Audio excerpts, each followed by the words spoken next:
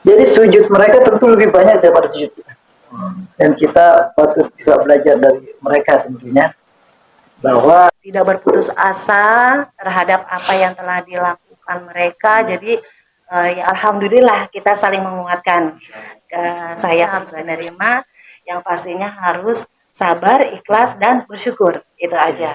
Jadi kalau misalkan kita bersyukur kan pasti bahagia gitu Ustaz. Bahagia di dalam atau gitu. Pokoknya terima kasih Kodi untuk telah memberikan kesempatan pengalaman kepada saya, ilmu yang saya dapatkan di Kodi alhamdulillah bermanfaat, dan kayak Habib teman-teman saya telah kasih masukan kepada saya. Iya, tapi karena dapat ilmu dari Kodi gitu ya, dapat ilmu dari Kodi, PKM Kodi 32 ini alhamdulillah ya kita semua sangat terbantu gitu ya. Jadi saya tuh materinya 3B, jadi kita pun ikut terinspirasi. Wah, mereka aja punya tekad, mengartikan ilmu itu ya. Artinya bahwa kekuatan ada lagunya, silakan kontak 24434 gitu. Jadi rapuh, awalnya kita rapuh ya, ketika lupa dengan Allah, tapi langsung kembali kepada Allah. Allah ma'ana, Allah ma'ana, Allah bersama kita akan bangkit dan kita akan jadi orang yang khairun nas anfa'uhum linnas, sebaik-baik manusia. Siapapun bisa berubah, ini bilang Habib tadi. Hari ini beriman, besok kafir, bukan besok lagi, pagi beriman, sore bisa kafir. Makanya terus kita jaga iman kita sehingga kita kuat.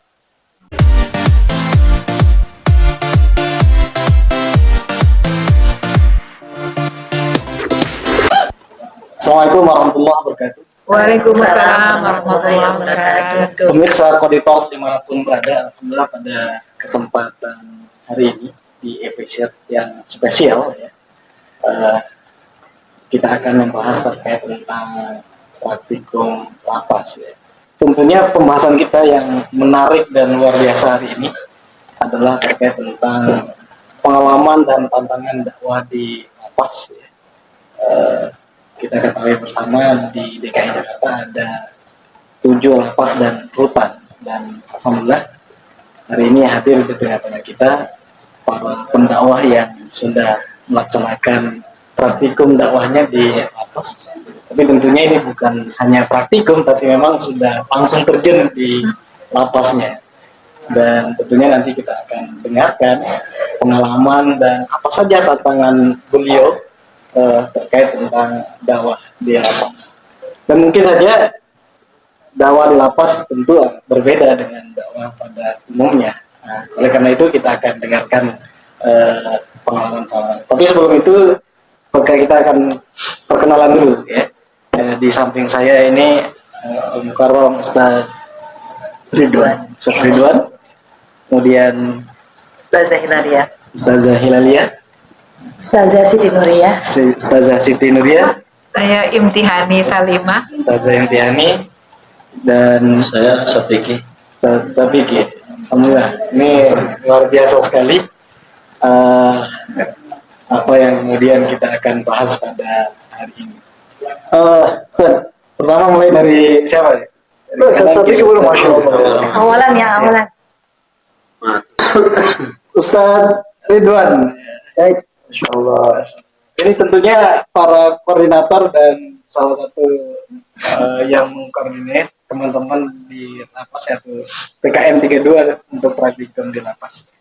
Bagaimana Ustaz Ridwan pengalamannya di lapas? Tentunya kita ketahui dakwahnya Ustaz Ridwan ini udah kemana-mana. Kita tahu di layar udah tersebar kemana-mana. Gimana pengalamannya Ustaz? Baik, bismillahirrahmanirrahim. Assalamualaikum warahmatullahi wabarakatuh. Jazakallah Ustaz Asroni yang sudah membuat podcast yang luar biasa. Alhamdulillah, pengalaman di lapas tentunya ini bukan pengalaman yang pertama dan yang terakhir. Masya Allah, luar biasa ketika kita di awal membayangkan lapas itu kumpulan orang-orang yang bermaksiat, yang salah pada Allah Subhanahu wa Ta'ala. Tapi begitu kita masuk, disambut dengan mereka luar biasa, wajah penuh keteduhan, wajah penuh pengharapan. Dan alhamdulillah ketika kita berdakwah di dalam, kita bertemu dengan mereka, mereka ternyata bukan orang-orang yang bodoh dalam agama. Mereka mengerti, bahkan ada cucu dari kiai besar DKI Jakarta yang juga masuk karena lingkungan yang membuat dia harus terjebak dalam itu. Alhamdulillah, pertanyaan-pertanyaan yang kita berikan tentang keislaman mereka jawab dengan lancar, luar biasa. Jadi sujud mereka tentu lebih banyak daripada sujud kita.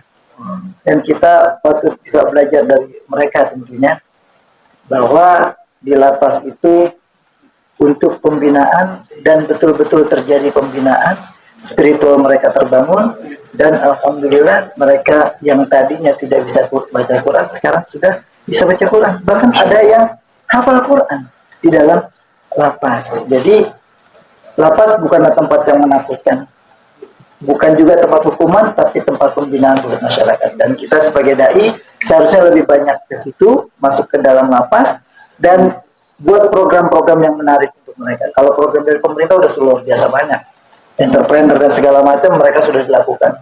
Tinggal bagaimana pasca mereka keluar dari situ, tetap mereka ada dalam naungan dakwah. Dan kita harus bentuk mungkin halakoh-halakoh kecil bagi mereka. Apalagi di Agustus ini, kemarin ada remisi yang di lapas kelas 2 itu hampir ada kurang lebih 120 orang yang dibebaskan.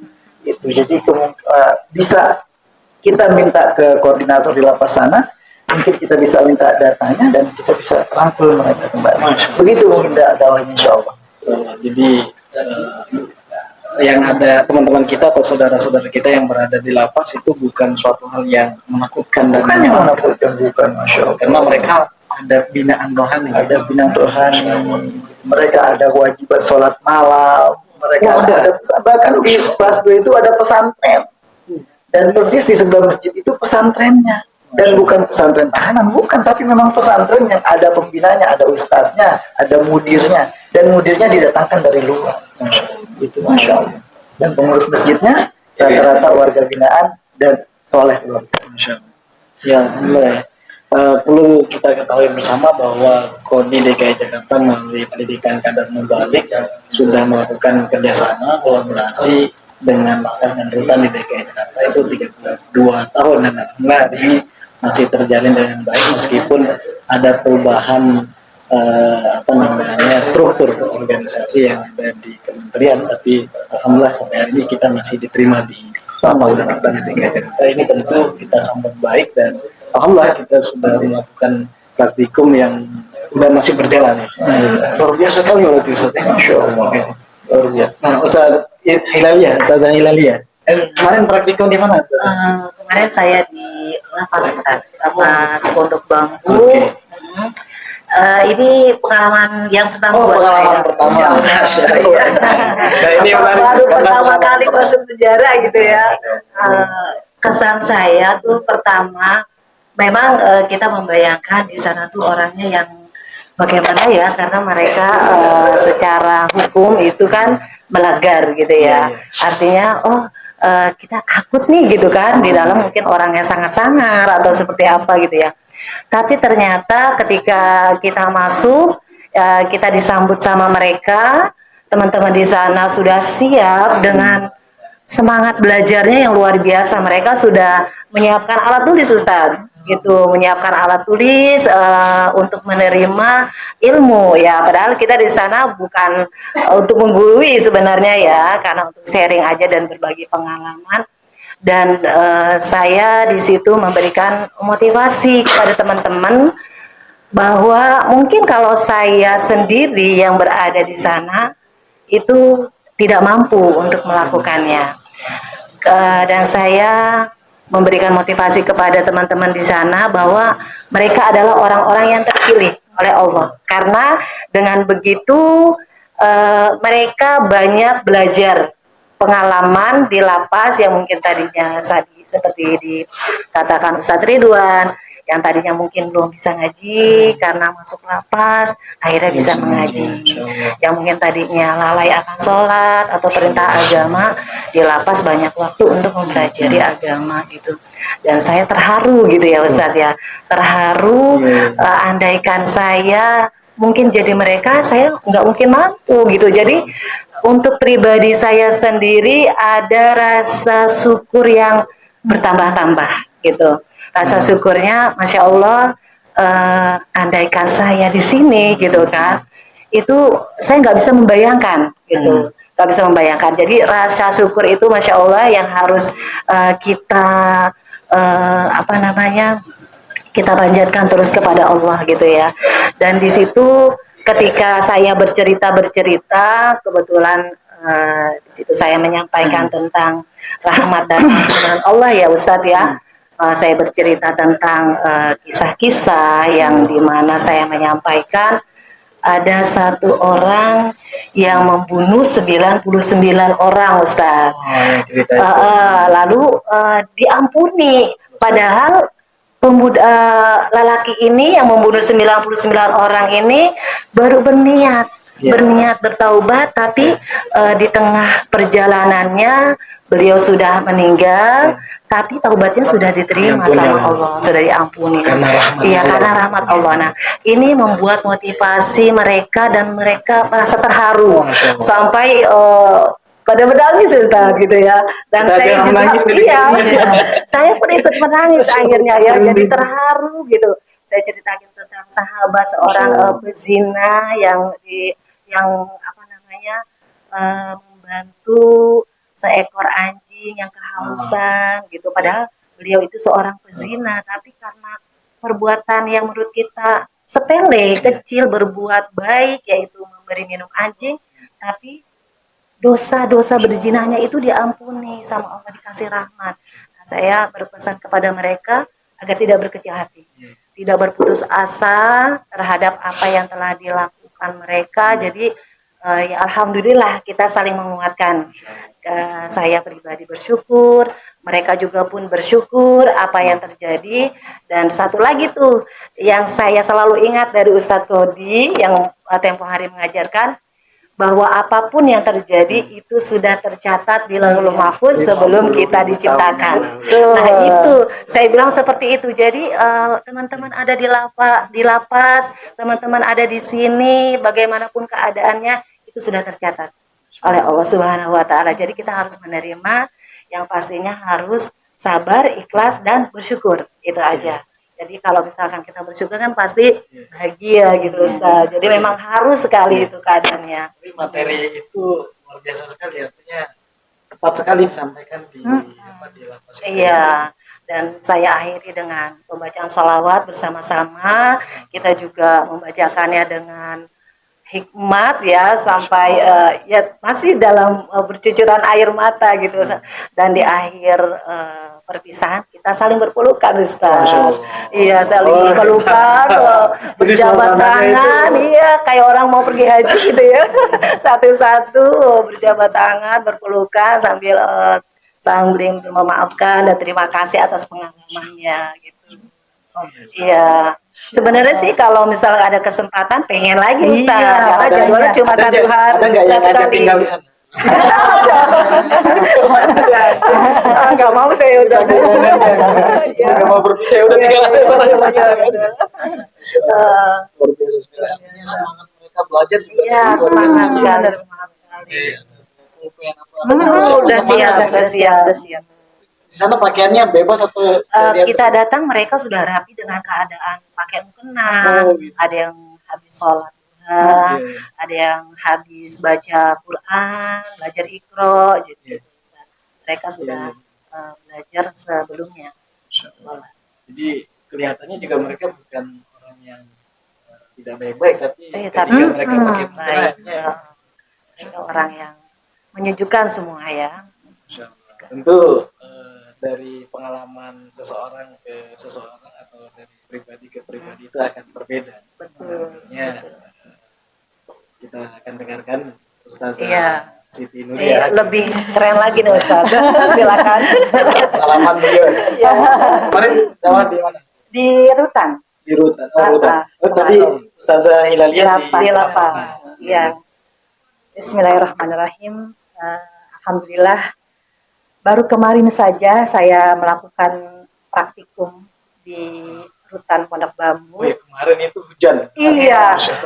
Benar-benar dari awal itu benar-benar saya emang bener-bener juga pas banget dengan sesuai dengan tema saya, hikmah di balik ujian. Wah, sama ujian sendiri.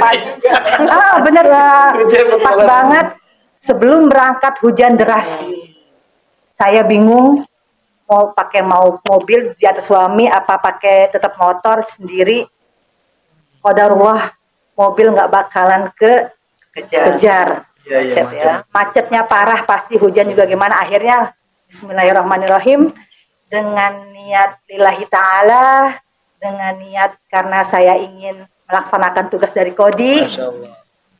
berjuang dari Ciganjur ke Pondok Bambu dengan naik motor sendiri, dengan hujan-hujanan. Langsung saya di dalam hati saya, ya Allah, ini semua karena Allah. Masya Allah.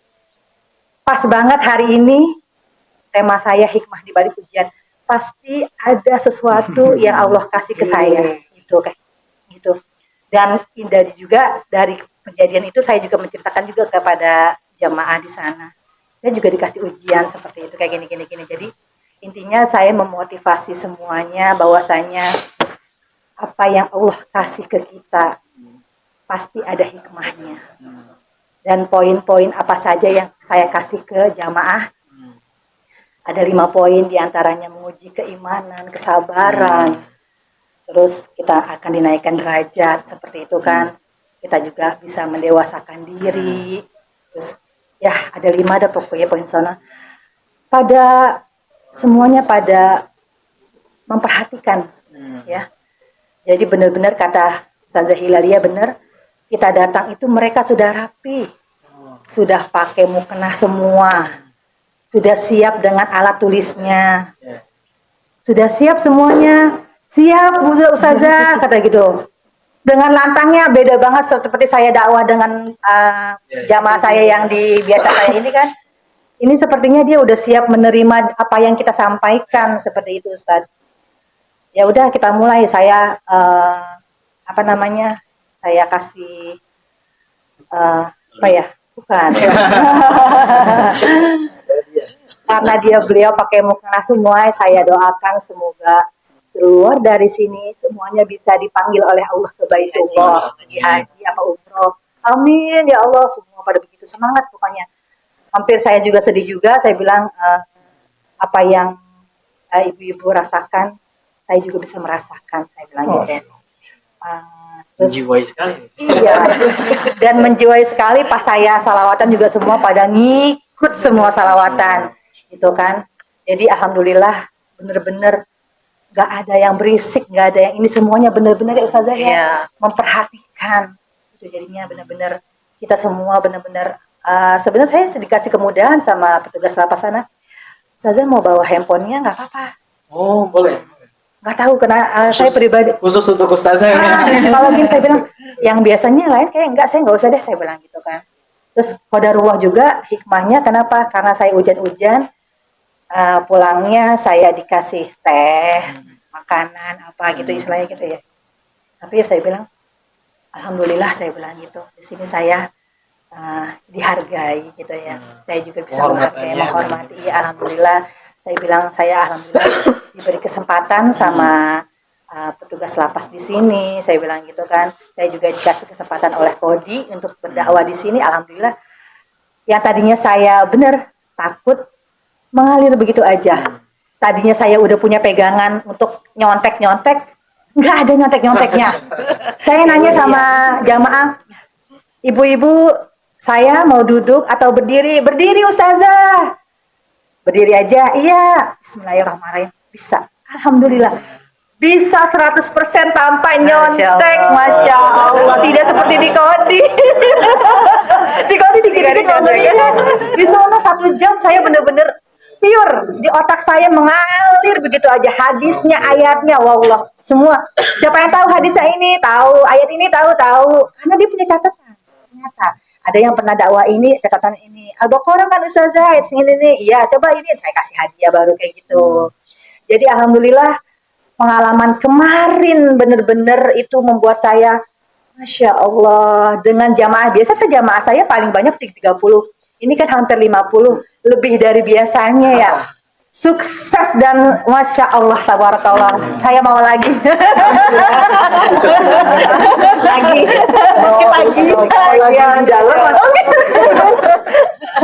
Gitu mau. Pokoknya terima kasih Kodi untuk telah memberikan kesempatan pengalaman kepada saya, ilmu yang saya dapatkan di Kodi alhamdulillah bermanfaat, dan kayak Habib teman-teman saya telah kasih masukan kepada saya, telah saya manfaatkan sebaik-baiknya. Jazakumullah khairan katsiran. Itu saja. Jadi ini baru pengalaman pertama. Iya. Kasih ujian ini. Itu karena Ustazah ngambil tema ujian. Benar, sesuai dengan ujian saya. Nah, ini selanjutnya ada Ustazah Tinggian.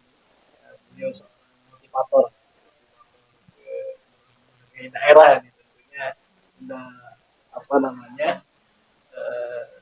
jam terbangnya udah tinggi.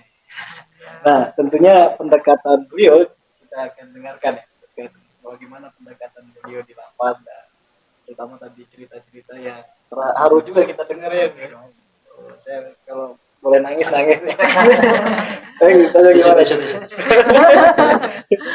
Terima kasih Pak Kiai Asroni. Tadi teman-teman Habib Ridwan, Ustazah Hilaria, Ustazah Nuria sudah memberikan pengalaman yang kerennya ya, Masya Allah, luar biasa, menyentuh hati gitu ya. Saya juga Masya Allah, ini pengalaman yang pertama Pak Ustadz. Ya, pengalaman pertama dan sangat-sangat menginspirasi dan berkesan. Bermakna juga seperti itu. Jadi pendekatan yang saya lakukan, saya kan pertama kali nih, maksudnya saya sama Bulur sama ya, itu jadwal pertama. Oh, ya. Jadwal koordinator ya. Ya, karena koordinator. Jadwal pertama tanggal 14 Agustus ya, kita waktu itu ya. 14 Agustus pertama kali ya. Ya. Awal 4 Agustus. Ya, 4 Agustus ya 2005 ya. Nah, itu pertama kali. Jadi di kepala saya itu saya belum pernah ke rutan. Saya sama dengan tempatnya Ustazah Nuria ke rutan Pondok Bambu gitu ya. Di pikiran saya itu, waduh, ini jangan-jangan gitu, jangan-jangan. Diplototin gitu ya. Iya, diplototin. Terus saya lupa gitu, walaupun kita sering ngisi acara, ngisi pelatihan, ngisi berbagai kegiatan, tapi kalau belum pernah kan kemungkinan besar ya Pak Lur ya, kemungkinan besar kita hang. Jadi lupa gitu. Jadi akhirnya sebelum saya ngisi itu saya bikin perencanaan. Ya, saya bikin plan A, plan B, plan C gitu. Plan A-nya ada ice breaking, terus ada salawatan gitu, seperti Bulur juga gitu ya. Terus juga ada kuis, pengalaman dari mereka seperti apa. Jadi udah gitu kan dari pihak rutannya ngasih tahu bahwa penceramah yang kedua kemungkinan tidak hadir, jadi saya ditambah 1,5 jam. Saya ngisi. Iya, tapi karena dapat ilmu dari Kodi gitu ya, dapat ilmu dari Kodi, PKM Kodi 32 ini, alhamdulillah ya kita semua sangat terbantu gitu ya. Jadi saya tuh materinya 3B, bersyukur, bersabar, bahagia bersama Allah Subhanahu wa taala. Jadi bersyukur, bersabar, bahagia. Iya, bersyukur, bersabar dan bahagia bersama Allah Subhanahu wa taala. Jadi pengalaman saya kan dulu gagap. Waktu kecil saya gagap. Terus sampai banyak ikut kegiatan, terus sering ke masjid, ngaji gitu ya, di berbagai tempat kegiatan, baca buku, nulis, baru dikit sih mungkin baru 6 gitu ya. Jadi itu saya ceritakan ke mereka, terus juga mereka sharing-sharing juga pengalaman mereka. Bagaimana pengalaman mereka. Ada satu pengalaman yang saya sangat teringat gitu ya. Ada satu orang warga binaan yang cerita gitu ya, bahwa di luar sana itu bilangnya sangat nakal. Ya, mungkin maksudnya belum dapat hidayah dari Allah ya. Dia bilang mungkin kalau saya nggak kesini saya bisa kena narkoba dan lain-lain. Tapi alhamdulillah Allah mengizinkan saya menjadi warga binaan di rutan Pondok Bambu. Dan bersyukur. Masuk situ karena kalau nggak masuk situ bisa jadi lebih dahsyat lagi, narkoba dan pergaulan bebas dan lain-lain, bisa lebih parah. Ya kan di rutan itu alhamdulillah masya Allahnya kan banyak pembinaan ya, keterampilan, pembinaan dari kita juga dari Kodi, bagus banget nih ya, pembinaan untuk mahasiswa, sharing-sharing kepada mereka, mereka juga ilmunya udah banyak ternyata, dan sharing-sharing gitu, jadi menguatkan mereka. Jadi nanti kalau aku udah keluar dari sini, ingin bermanfaat buat dirinya, keluarganya, masyarakat gitu. Jadi kita pun ikut terinspirasi. Wah, mereka aja punya tekad, punya semangat. Kita yang di luar sana harusnya lebih semangat lagi, bisa memberikan inspirasi dan memberdayakan masyarakat dengan dakwah kita masing-masing. Ini kita bisa download semangat-semangat mereka ya. Iya, benar, Pak Kiai Asroni. Ya, paling tidak kita charger lah Ya. semangat dan inspirasi mereka dan rasa syukur mereka berada di lapas, dan ternyata binaan-binaan ini, artinya kita berterima kasih juga kepada pemerintah ya, Ya. khusus untuk Pemda DKI yang sudah akomodir atau memberikan pelayanan yang baik kepada binaan, dan tentunya ini positif. Nah, Semoga itu bisa ditiru terus oleh ya, terus. lembaga pemasyarakatan yang di luar dari. Tapi kita nggak tahu deh bagaimana apa dan seperti apa pembinaan yang ada di luar dari DKI Jakarta. Dan ini menarik untuk bisa menjadi pelajaran, dan semoga kita bisa melakukan itu ya. Amin, Bisa, amin. misalnya kita sebagai duta-duta di beberapa lapas ya, misalnya di dekat atau Jabodetabek, Tangerang, atau misalnya Bogor, atau Ya, Bekasi, di luar DKI ya, Pak Kiai.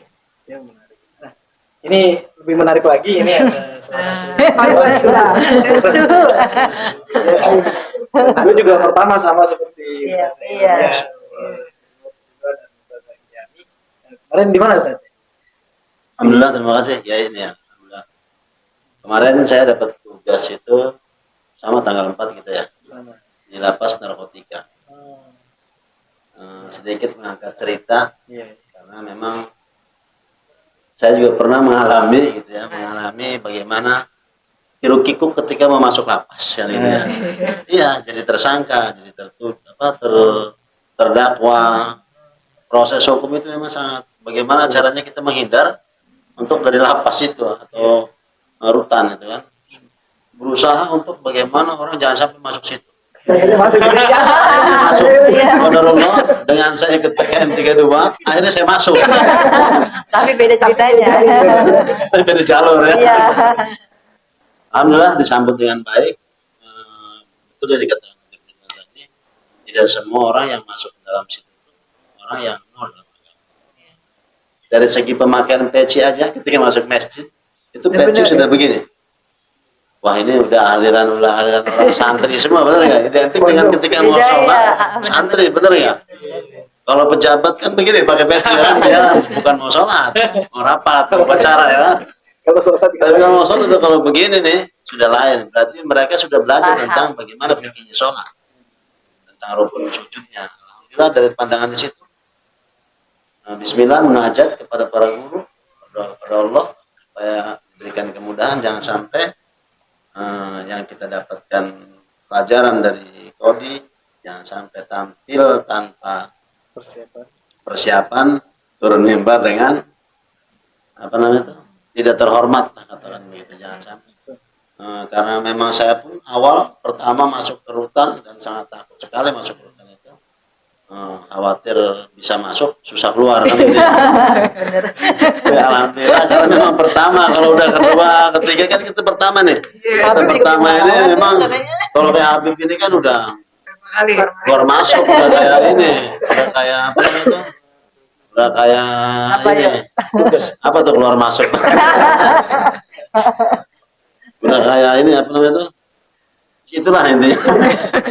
Alhamdulillah diberi kesempatan itu dan melihat jamaah, benar dikatakan itu. Memang waktu luang dan kesehatan itu tidak bisa kita manfaatkan. Nah, ketika Allah tegur dengan ujian yang tadi itu, saya pun pernah 3 hari dagdikduk mengalami kasus seperti itu. Saya berharap, berdoa kepada Allah, ya Allah jangan jadikan saya masuk ke dalam rombongan itu meskipun nanti sadar, tapi jadikanlah kejadian seperti ini membuat saya jadi sadar.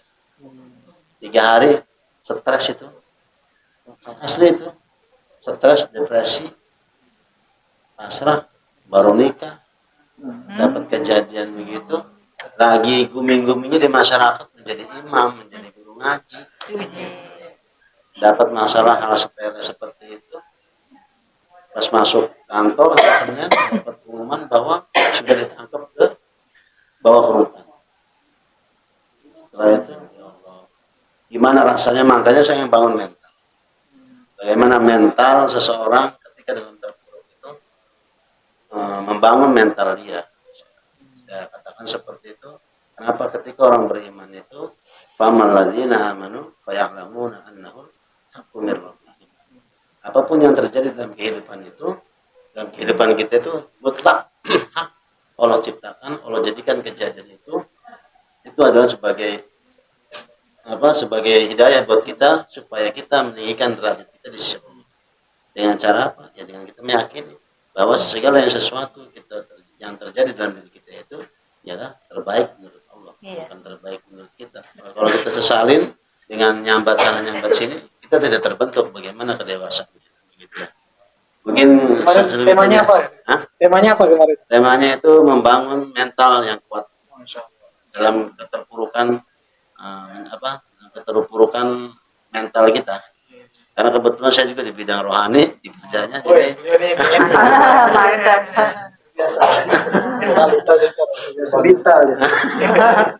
hanya alhamdulillah berjalan dan dapat respon baik dari pengurus masjidnya, dan mudah-mudahan kedepannya katanya kalau memang dari teman-teman siap waktunya, kami bisa memfasilitasi, karena di situ memang ya itu tadi bukan udah 32 tahun kalau diajak ke situ, belum dari lembaga-lembaga lain yang masuk ke dalam binaan rohani itu, tinggal mungkin binaan jasmani aja yang belum suruh jungkir-jungkir. Luar biasa, menarik sekali ini apa yang menjadi pengalaman dari para guru semua ini yang melakukan praktikum di lapas dan rutan DKI Jakarta.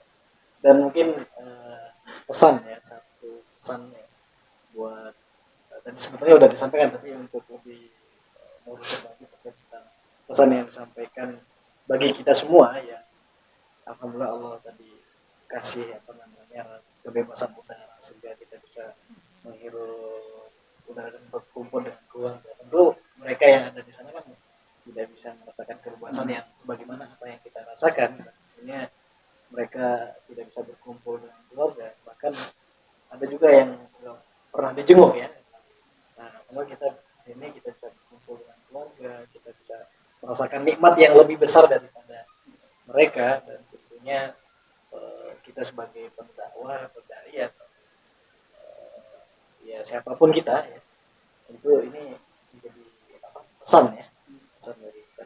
Tentu kira-kira dari Ustaz Bintan apa pesannya untuk kita semua atau nasihat-nasihat penting ketika kita mengambil ibrah daripada perjalanan dakwah kita. Baik. Pertama pesannya, jangan pernah merasa aman. Jangan pernah merasa bahwa kita lepas daripada ujian. Allah pasti menguji kita kapan waktunya. Rasul katakan bahwa ada orang yang paginya beriman, sorenya dia kafir. Paginya dia kafir, sorenya dia beriman. Maka jaga iman kita, istiqomahkan diri kita dengan keimanan dan keislaman, tebarkan kebaikan, beri mereka makan, dan insya Allah kita akan selamat. Untuk teman-teman yang ada di rutan ataupun di lapas, senantiasa bersyukur kepada Allah Subhanahu wa taala karena di sana bertemu dengan orang-orang yang satu frekuensi, dan insya Allah keluar lebih bermanfaat. Dan kita yang ada di sini jangan, sekali lagi, jangan pernah merasa aman. Jangan pernah merasa aman. Ujian Allah kita tidak tahu kapan, maut kita tidak tahu kapan, maka tetap istiqomah dengan kebaikan, istiqomah dengan dakwah. Jalan dakwah itu penuh onak dan duri, jalan dakwah itu panjang, umur dakwah itu panjang, umur kita hanya singkat, namun umur dakwah sepanjang masa. Insya Allah mungkin begitu. Insya Allah. Ya, sikap ihsan itu harus terus terjaga ya. Entah Allah dan kita harus terus berhati-hati dan waspada apapun yang kita hadapi, senang, susah, apa dan sebagainya, kita harus hadapi. Dan tentunya lagi-lagi bahwa musibah ujian itu datang di tidak tahu kapan terjadi dan di mana. Luar biasa sekali. Dari Ustazah Hinalia. Singkat, pesannya jangan berputus asa atas apa kesalahan yang telah kita perbuat. Kalau ada niat kita kembali kepada Allah untuk bertaubat, insya Allah rahmat dan ampunan Allah itu sangat dekat. Dan tentunya bersyukur kita aja. Bersyukur dan rahmat Allah Iya. senantiasa dekat apapun itu. Ya karena Allah Maha Besar, Allah Maha Kuasa, Allah Maha segala-galanya. Masya Allah, ini perlu ketauhidan yang mendalam gitu ya, untuk kita tanamkan. Kadang-kadang kita juga perlu untuk terus pupuk gitu ya. Mengartikan la ilaha illallah itu ya. Artinya bahwa kekuatan dan tiada daya dan upaya la haula wala quwwata illa billah. Allah ya segala-galanya. Dan rahmat Allah Maha Karena Besar. Ustadz, kalau bersyukur itu lebih sulit dibanding sabar, dibanding ikhlas. Jadi syukur itu lebih sulit dibanding sabar dan ikhlas. Insya Allah, jadi kita harus bersyukur terus. RT berapa?